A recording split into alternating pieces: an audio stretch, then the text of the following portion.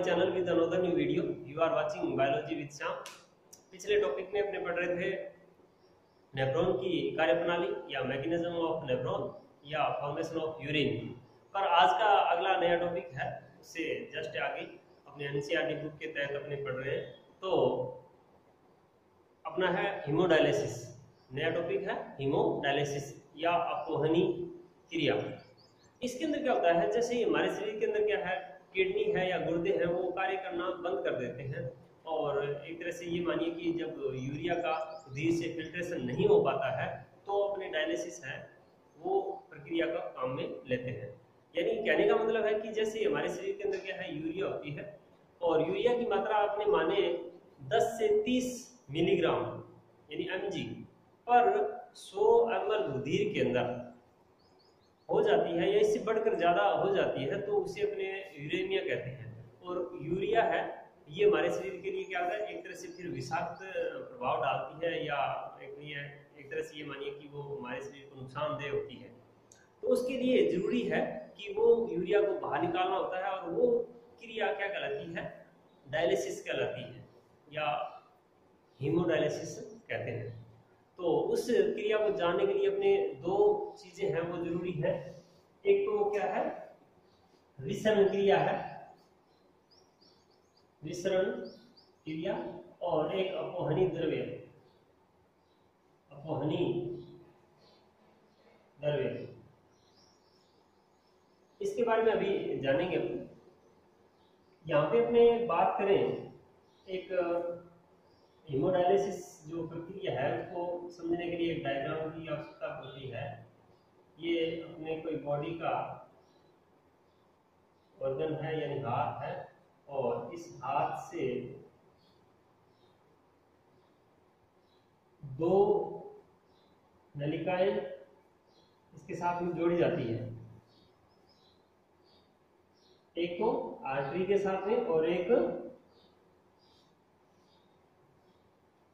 शिरा के साथ में। मतलब आर्टरी और वेन के साथ में दो नलिकाएं जोड़ी जाती है और उन नलिकाओं का क्या है, संपर्क है वो किसके साथ होता है, एक मशीन के साथ होता है जिसमें क्या है अपोहनी द्रव्य भरा रहता है और उसके द्वारा क्या है ये यूरिया है वो अलग किया जाता है। तो यहाँ से क्या है, ये दो नलिकाएं है ऐसा है ये निकलती है। एक तो जो बाहर निकलती है, मतलब ये ब्लड क्या बाहर निकल कर आएगी वो तो क्या होगी, धमनी होगी, धमनी या आर्टरीज, ठीक है। और एक जो ब्लड है वो इसके अंदर क्या है लेके जाती है, वो किसके साथ जुड़ी होती है, वो सीरा, सीरा या वेन के साथ में क्या है जुड़ी रहती है। अब यहाँ पे इंपॉर्टेंट बात, एक यहाँ पे ऐसा बॉक्स होता है जो मशीन के अंदर लगा रहता है और इसके अंदर क्या है, यहाँ पर द्रव भरा जाता है। उस द्रव को बोलते हैं अपोहनी द्रव, अपोहनी द्रव। अब अपोहनी द्रव की एक खास बात होती है कि इसके अंदर क्या होता है, रुधिर होता है, ठीक है, या ये मानिए कि रुधिर के समान एक द्रव होता है जिसके अंदर क्या है, प्लाज्मा होती है, प्रोटीन युक्त जो भी पदार्थ रुधिर में पाए जाते हैं वो होते हैं। मतलब रुधिर के समान ये कह सकते हैं, रुधिर के समान या रुधिर के समतुल्य ये द्रव होता है जिसे अपने अपोहनी द्रव कहते हैं। पर इसके अंदर क्या है, यूरिया, यूरिक एसिड और क्रिएटिनिन ये नहीं पाए जाते हैं। इसमें कौन सा नहीं होता है, यूरिया नहीं होता है, यूरिया, यूरिक एसिड और क्रिएटिनिन, क्रिएटिनिन, ये तीन पदार्थ हैं जो हमारे लिए शरीर के अंदर क्या है विषाक्त होते हैं और उनका फिल्ट्रेशन किडनी के अंदर बंद हो जाता है। तो ये चीजें हैं इस अपोहनी द्रव के अंदर नहीं पाया जाता। मतलब ये यूरिक एसिड है, यूरिया है, क्रिएटिन है, इसमें नहीं पाए जाते। बाकी सारा का सारा जो द्रव है वो किसके समान होता है, ब्लड के समान होता है। इंपॉर्टेंट बात यहीं पर है, ये याद रखना, यूरिया, यूरिक एसिड और क्रिएटिनिन है वो ब्लड के इस अपवाही द्रव है इसमें नहीं पाया जाता। अब यहाँ पे दूसरी बात, ये जो नलिकाएं हैं यहाँ से इस मशीन के अंदर एक सेलेफोन झिल्ली से बनी हुई, सेलेफोन झिल्ली से बनी हुई बहुत सारी महीन केशिकाओं के साथ जोड़ा जाता है। यानी ये इस तरह से मैं यहाँ पे बना रहा हूँ, ये क्या है, केशिकाएं हैं और सेलेफोन झिल्ली से बनी होती है। ठीक है, ये सेलेफोन झिल्ली से बनी हुई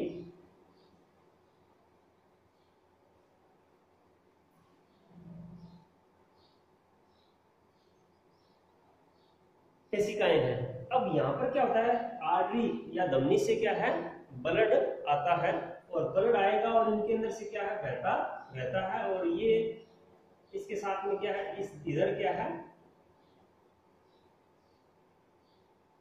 सेलेफोन झिल्ली की केशिकाओं के बाद में निकलता है तो ये इस सीरा के साथ में जुड़ा रहता है। मतलब ब्लड यहाँ से आता है और इसके अंदर से होते हुए इधर वापिस वेन के अंदर या सीरा के अंदर वापिस चढ़ाया जाता है।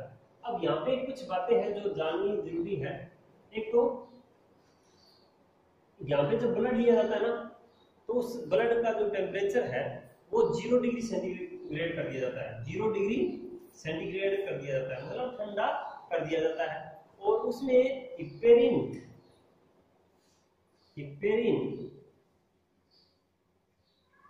नामक क्या है, प्रतिस्पंदक पदार्थ मिलाया जाता है। प्रतिस्पंदक यानी हिपेरिन एक क्या है, प्रतिस्पंदक पदार्थ है। और हिपेरिन क्या काम करता है, जैसे ही ब्लड जाएगा तो वो एक तरह से ब्लड का थक्का होने से क्या करता है, बचाता है। और टेम्परेचर है 0 डिग्री सेंटीग्रेड तक लो कर दिया जाता है। फिर उसके अंदर से गुजरता है। अब गुजरता है तो इसमें अपने विसरण क्रिया द्वारा, अब यहाँ पे क्या होगा, इसमें जब ब्लड बहता है तो उसमें ब्लड रुधिर तो होगा, रुधिर के जितने भी कंपोनेंट हैं वो होंगे। मतलब अपवाही द्रव के अंदर क्या होता है, एक तरह से रुधिर के समान ही कंपोनेंट होते हैं या जो भी आवश्यक पदार्थ पाए जाते हैं, यानी प्रोटीन पदार्थ है, प्लाज्मा है, आरबीसी या डब्ल्यूबीसी पाए जाते हैं। पर इसके अंदर क्या है, एक्स्ट्रा क्या होता है, इस अपवहनी द्रव के अलावा इसमें क्या है, यूरिया है, यूरिक एसिड है, और क्रिएटिनिन पाया जाता है, क्रिएटिनिन ये पाया जाता है। अब यहाँ पे बात समझने वाली एक इम्पोर्टेंट और है, यानी इस रुधिर नलिकाओं में या सेलेफोन झिल्ली के द्वारा जो बहता है उसमें क्या होता है, पारगम्यता पाई जाती है। मतलब सेलेफोन झिल्लियों के अंदर क्या है, पारगम्यता पाई जाती है। और विसरण क्रिया द्वारा यानी डिफ्यूजन होता है। और डिफ्यूजन में क्या होता है, आप समझते हैं कि विसरण क्रिया उच्च सांद्रता से निम्न सांद्रता की ओर पदार्थों का क्या होता है, बिना ऊर्जा के क्या होता है, परिवहन होता है, या उच्च सांद्रता से निम्न सांद्रता की ओर क्या है, बहते हैं। तो यहां से क्या है, इसके अंदर क्या है, बाकी सारा का सारा जो द्रव है अपवाही वो रुधिर के समान होता है, पर इसमें यूरिया, यूरिक एसिड है वो रुधिर में पाए जाते हैं। पर अपवाही द्रव्यों के अंदर क्या है, ये नहीं पाया जाता। समझ रहे ये बात को, अपवाही द्रव में यूरिया, यूरिक एसिड और क्रिएटिनिन नहीं पाए जाते, और रुधिर के अंदर क्या है, ये पाया जाता है। और सेलेफोन झिल्ली क्या करती है, उन पदार्थों को क्या है, विसरण क्रिया द्वारा अपवहनी द्रव के अंदर क्या है, वो डाल देती है। मतलब यहाँ पे यूरिया, यूरिक एसिड और क्रिएटिनिन है वो इस अपवहनी विलयन में आ जाते हैं। मान लीजिए मैं ये डॉटेड कर रहा हूँ, पॉइंट कर रहा हूँ, ये यूरिया, यूरिक एसिड और क्रिएटिनिन पदार्थ है, ठीक है। अब ये पदार्थ क्या करेंगे, इस अपवहनी विलयन में आ जाएंगे और इधर से अपवहनी विलयन क्या अपने लगातार डालते रहते हैं। यानी प्रत्येक आदमी को अपना हीमोडायलिसिस करवाते समय यानी कराना हो तो उसमें 4 घंटे लगते हैं। कितने, 4 घंटे तक का समय लगता है। और हफ्ते में 2 से 3 बार करवाया जाता है। क्या करवाया जाता है, 2 से 3 बार करवाया जाता है। इसीलिए यानी यहाँ पर क्या है, ग्राफ्टिंग की जाती है। क्या की जाती है, ग्राफ्टिंग। और उस ग्राफ्टिंग को बोलते हैं AV, ग्राफ्टिंग, एवी ग्राफ्टिंग बोलते हैं। कौन सी? ये और ये, क्योंकि बार बार क्या सुई या सिरिंज लगाना होता है तो वो आसानी से लग जाए, इसीलिए वहां पे पहले से क्या ग्राफ्टिंग कर दी जाती है और वो ब्लड बाहर निकाला जाता है, वापिस चलाया जा सकता है आसानी से, तो उसको एवी ग्राफ्टिंग कहते हैं। अब यहाँ पे क्या होता है कि आपने ये समझा कि यहाँ पे विसरण क्रिया द्वारा या अपने डिफ्यूजन द्वारा यूरिया यूरिक एसिड है वो अपनी द्रव में आ जाते हैं और इधर से अपनी द्रव या डायलिसिस ब्लड है वो डालते रहते हैं और वो यहाँ पे निकलता है। अब यहाँ पे देखिए, अब ये अपनी द्रव होगा ना, इसमें क्या होगा, यूरिया यूरिक एसिड होगा, मतलब यहाँ पे यूरिया यूरिक एसिड और ये क्रिएटिनिन है वो अपनी द्रव में नहीं थे, पर यहाँ पे विसरण क्रिया द्वारा ये सारे सारे पदार्थ है वो क्या है, इस अपनी द्रव में आ जाते हैं। समझे इस बात? तो इस तरह से क्या है, ये लगातार 4 घंटे तक चलता रहता है, फ्लो ब्लड का होता रहता है और उसमें विसरण क्रिया द्वारा वो क्या है, अलग होते रहते हैं। इस तरह से हमारे शरीर में जो भी अपशिष्ट के रूप में जो पदार्थ बनते हैं, यूरिया यूरिक एसिड और क्रिएटिनिन, वो बाहर निकल जाते हैं। तो इस तरह से ये हमारे शरीर में क्या है, इन पदार्थों का बाहर उत्सर्जन हो जाता है और इस प्रकार की जो क्रिया होती है उसको बोलते हैं हीमोडायलिसिस या अपोहन क्रिया। ठीक है, ये इंपॉर्टेंट टॉपिक है और ये अपने बहुत बार पूछ भी लेते हैं, एनसीईआरटी बुक के अंदर है या 10th क्लास में भी ऐसा प्रश्न आता है तो पूछ लेते हैं। इसके अलावा अपने एक और बात करते हैं कि जो भी होता है, यानी अपने किडनी खराब हो जाती है, यानी किडनी है वो उपचारित होने लायक नहीं रहती है, मतलब एक तरह से उसका ट्रीटमेंट है वो नहीं हो पाता है, तो उसको क्या है फिर ट्रांसप्लांट किया जाता है। और ट्रांसप्लांट करने के लिए क्या है, एक तरह से ये मानिए कि निकट संबंधी जो भी अपने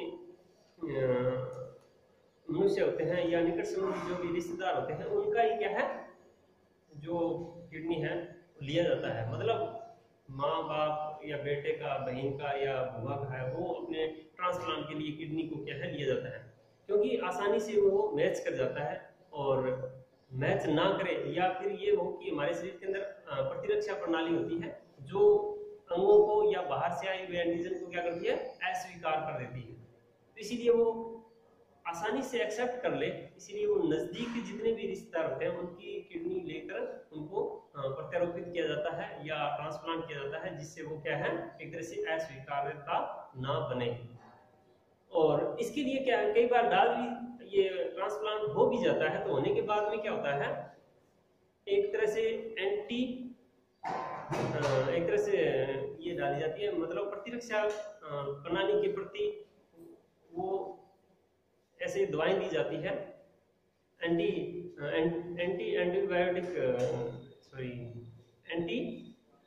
एंटीबॉडी दी जाती है, मतलब एक तरह से प्रतिरक्षा प्रणाली को दबाने के लिए क्या है, एंटी मटेरियल या दवाएं दी जाती है और वो प्रतिरक्षा प्रणाली है वो दब जाती है।